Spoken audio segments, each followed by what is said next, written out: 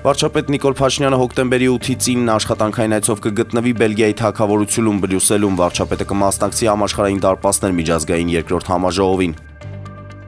Գարեգին երկրորդ ամենայն հայոց կաթողիկոսը Մարիաթոր Սուրբ Էշմիածնում ընդունել է Արցախի պետական այրերին եւ քաղաքական ուժերի ներկայացուցիչներին գլխավորությամբ Արցախի նախագահի պաշտոնակատար Աշոտ Դանիելյանի եւ Արցախ թեմի առաջնորդի։ Հանդիպմանը քննարկվել է հայրենազրկված արցախցիների արչեւ ծառացած մարտահրավերների հաղթահարմանը եւ արցախահայության իրավունքների պաշտպանությանը վերաբերող հարցեր։ Enterprise Armenia-ի գործադիր տնօրեն Գոհար Աբաջյանի հրավերով Starbucks Եվրասիայի տարածաշրջանային փոխնախագահը այցելել է Հայաստան գնահատելու ապրանքանիշի շուկա մուտք գործելու հնարավորությունները։ Այս այցը ներդրումների խթանման գլոբալ ծրագրի մի մաս է, որի նպատակն է Հայաստանը դիրքավորել որպես զարգացող շուկա, որտեղ համաշխարհային բրենդները կարող են ապահովել երկարաժամկետ ներկայություն։ Հոկտեմբերի 22-ից 23-ը Թբիլիսիում կանցկացվի Մետաքսի ճանապարհի համաժողովը, 5-րդ անգամ անցկացվող համաժողովը կբացի Վրաստանի վարչապետ Իրակլի Կոբախիձեն, միջոցառմանը կմասնակցեն նաև Հայաստանի եւ Ադրբեջանի վարչապետներ Նիկոլ Փաշինյանն ու Ալի Ասադովը։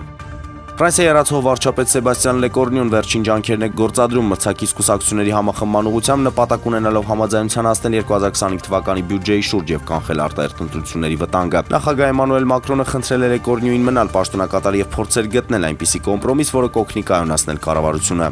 Կրասնոդարի նախկին հարձակվող Ֆյոդոր Սմոլովը հայտնել է իր աջակցությունը թիմի կիսապաշտպան Էդուարդ Սպերցյանին։ Ես կասկած չունեմ Էդոյի խոսքերի մեջ, գրել է Սմոլովն իր Telegram ալիքում, կցելով Սպերցյանի հայտարարության տեսանյութը։